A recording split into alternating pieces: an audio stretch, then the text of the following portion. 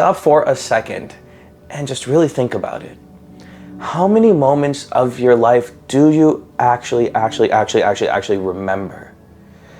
We live through these thousands of moments a week, 1,000 moments a day, 1,000 moments a year. But then when you wake up one day and look back and realize you barely remember most of it. I mean, just think about your high school and college years. 4 freaking years, dude. And if you really think about it, how much can you vividly recall? For me, 4 years of college boils down to maybe 10 core memories. That's it. I know I did a lot more than those 10 core memory things, right? But those are the only moments that stuck with me. And what about the rest? It seems like they kind of just faded away. It's only when I see like old pictures and videos of myself sitting on a table doing some bullshit, I'm like, oh yeah, now I remember that random insanely fun day. And that's what I want to talk to you about today. If that life is made up of just these few core moments, how do we make sure we keep on creating more of those? How do we look back in a way that when we look back, we've got a life filled of highlight reels, not just blank spaces? And I wanted more than that bullshit cliche advice, hey, just live more in the present. That's like telling someone with anxiety, yo, just relax. No, I wanted like actionable steps. And I went ahead and started reading more into ancient wisdom and modern science and seeing what I could do. And I found these 3 principles that I wanted to share with you today that helped me build more core memories and realize the value of a moment before it becomes a memory. And trust me, the last one is one that no one talks about, and it may even be the most important.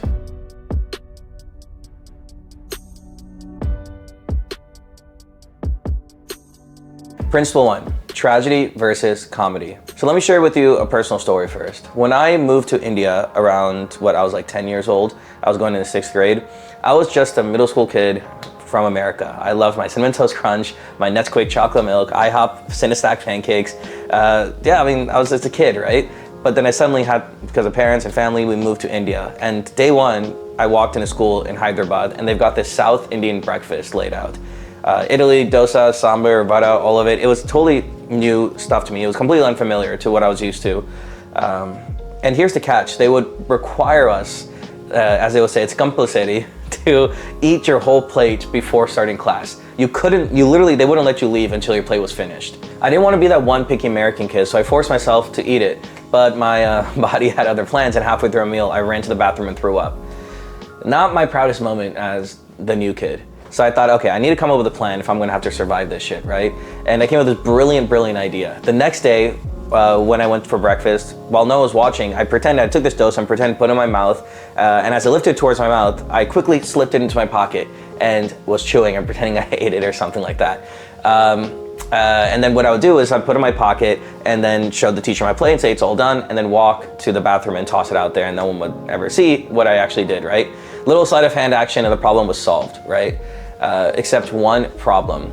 Dosa is oily, and I didn't realize I was walking around with freaking huge oil stains on my pants. For days, I'm strutting around thinking I'm getting away with this shit, but nope, I was literally a walking grease stain.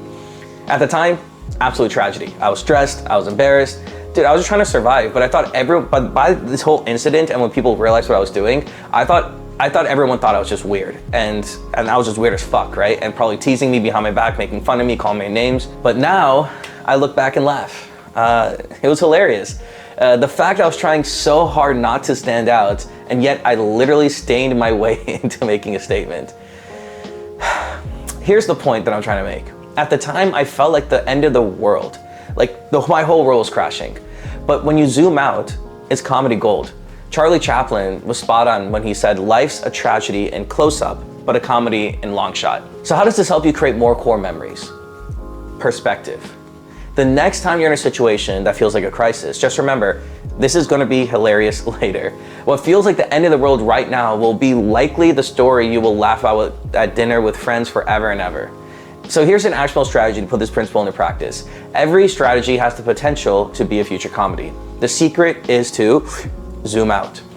Next time you're stressed, maybe it's work, school, relationship-related drama, that feels like the biggest fucking thing ever, just ask yourself, will this be funny one day? And if the answer is yes, lean into it. You'll start seeing life's little disasters as setups for the best punchlines. Principle 2, physical interaction. When my grandmother came to visit me in New York, I was living in this tiny ass apartment. Seriously, it was like the size of a shoebox. And I lived 5 minutes from Times Square, so you constantly heard the ambulance and the police car sounds, wee, wee, wee, all that shit all night, right? Either way, man, I was proud of that little apartment. And it was a big moment for me, because never in my dreams had I ever imagined that my nani, my mom's mom, at age 85 would come all the way from India to see me in New York. Anyway, I was so excited. As soon as she reached my apartment, I was about to give her the tour, and she stops. She literally looks around, and the first thing she says is, "Do you have any fruit?"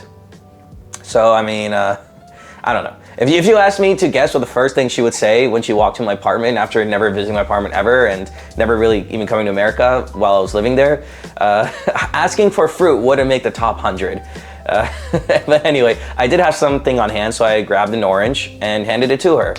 And then she sits down. She doesn't say much. She just peels the orange and eats it. At the time, I didn't get it. It seemed so random, and I mean, who does that, right? But fast forward a few years, every time I talk to her about her visit, the time when she came to me, she brings up that orange. It wasn't just a snack. It was a moment she wanted to anchor in her memory. And that's the power of physical interaction. When you engage with your senses, your taste, your touch, your smell, you're not just going through the motions, you're locking in a moment that's in your memory. The brain remembers things way better when there's a physical action associated and tied to it. It's like super glue to the memory. Just like you never forget that feeling of having a really fucked up, terrible haircut and being super embarrassed about it, it's like this really shitty feeling, one I had many times myself until I figured out the perfect hairstyle for my face shape and hair texture. But you know what? If looks actually something you're interested in and you don't know where to start, there's a link in the description box for my personal one-on-one help. Either way, one of my favorite words of all time is related to this physical sensation and memory, and it's called rhodolescence. I've talked to my fragrance reviews before, and it means when, the word literally means when you smell something and it reminds you of a memory. So, such a beautiful word, right? I remember learned it during SAT studying, so the only good thing after I'm practicing the SAT. It's why even after all these years, when you smell a perfume on some random person, you immediately remember your middle school crush Jessica wearing that shit.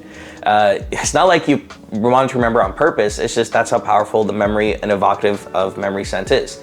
And there's a science to this too. It's because your brain's anatomy. It stores memories of senses in a different place than it does regular memories. So here's how you make this principle into an actionable strategy. If you want to make more memory stick, engage with your senses. Next time you're with something important, you're doing something important, you're with someone important, and you want to remember that moment, do something physical. Touch something, eat something, smell something, create a little ritual. It doesn't have to be big. It could be as simple as, I don't know, peeling an orange. but those small physical interactions are what help lock memories into your brain. So after I learned this principle, for me now, whenever I want to make sure I absolutely remember something, I find a way to anchor it physically. Anytime I travel to a new place, whether it's with family, friends, my boys, I try to buy a new cologne specifically for that trip. So that many years later, when I add it to my collection and I randomly wear it or smell it, it reminds me of the time when I was in Paris, or when I was driving the Ferrari in Monaco, or when I was with my boys in Mexico just recently on a hot air balloon. And that's why, years later, to this day, my grandmother still talks about the orange. It's because she anchored that moment with something real. Principle 3, meditation with intent. Now, before you roll your eyes and think I'm going to tell you to sit cross-legged on a mountain, chant Om, hold up, this is different. Meditation isn't just about relaxation. It's not just there's a spiritual, there's the metaphysical, there's a lot of components to it. But the reason why it helps, in particular for this purpose, is that it's about control. It's about controlling where your mind goes. And what you do and choose to focus on is within your control. And here's the thing, your focus creates your reality. Think of attention like a flashlight. Wherever you flash your light, that is where you pay attention. And what ultimately shapes your entire light is what you pay attention to, because that's what you're focused on. So if you're always distracted, like most of us are, and always worrying about the next thing, you're truly never in control of the experience of your life. Meditation is like mental windshield wipers. It helps you clear out the noise so that you can actually see what's going on in front of you. And you get to choose where you want to flash your light of attention to go. See, right now you're always in reactive mode, reacting to emotions and people or the environment around you. And when you practice meditation, you're not just like chilling out, you're learning to be present and to be proactive with your attention. You're literally training yourself to decide what is important and block out the rest. And here's the best part. This literally helps you build core memories. When you meditate, you start paying more attention to the moments that matter to you. And you become an expert at choosing where your focus goes. And where your focus goes is where your energy flows, right? And that's what becomes your life. Instead of focusing on that guy cutting you off in traffic or some other bullshit that happened to you that day, you might focus on how delicious your coffee is, or how beautiful the sunrise is, or something you're grateful for. So, like the other principles, here's an actionable strategy to put this principle into practice. Start thinking of meditation not as something mystical, but as a focus exercise. It's like literally lifting weights. It's like the gym for your brain. By training yourself to focus on what matters, you're consciously creating the memories that will stick with you forever. And instead of being dragged through life by distractions, you are in the driving seat. There are a ton of apps out there to get you started. I use Waking Up by Sam Harris. I highly recommend it. I've also used Headspace in the past. They have an excellent intro course. Either way, don't wait on this one. Just choose something, start as soon as possible so that you can start making the most of your day and the memories you're having today forever. A fun trick that I like to do is whenever I'm in the moment that I want to remember, I take a breath, pause, and then actively try to be present, taking a mental snapshot, almost like a mental screenshot or picture of this exact moment. I actually got this idea from Brandon Sanderson's fantasy book, they call the Stormlight Archive, because there's one of the main characters, her name is Shallan, and she does that. She takes a mental snapshot of things she wants to remember when she wants to remember something forever. Either way, by doing this little trick, you're creating memories on purpose, and that's all it takes for your brain to recognize it as a core memory and stick. And there you have it, guys. 3 principles that will help you realize the value of a moment before it becomes a memory. Let me know in the comments below, which one spoke to you the most? Are you going to start laughing at your disasters, anchoring moments with small rituals, or focusing on your mind through meditation? Drop a comment, let me know. We'd love to hear from you all. And if you're new here, welcome. My name is Sid. I try to put out 1 video a week, usually video essays like this, where I do in-depth research on a self-improvement topic and break down the actionable steps just for you. If that interests you, consider subscribing. And if you want to connect with me further, you can follow me on Instagram at Sid Chawla. I'll leave my handle down below, and sign up for my free monthly newsletter at sidchawla.com/newsletter, where I share the very best personal development tips and insights I've come across recently. Lastly, if you are serious about looks maxing, truly looking and feeling the best your genetics physically allow, click the link below to work with me one-on-one. I'll create your personalized looks maxing game plan and help you close the gap between who you currently are and whom you're capable of being. And until next time, friends, keep crushing it. Here are 2 videos that you should watch next. And remember, life's a lot funnier when you zoom out.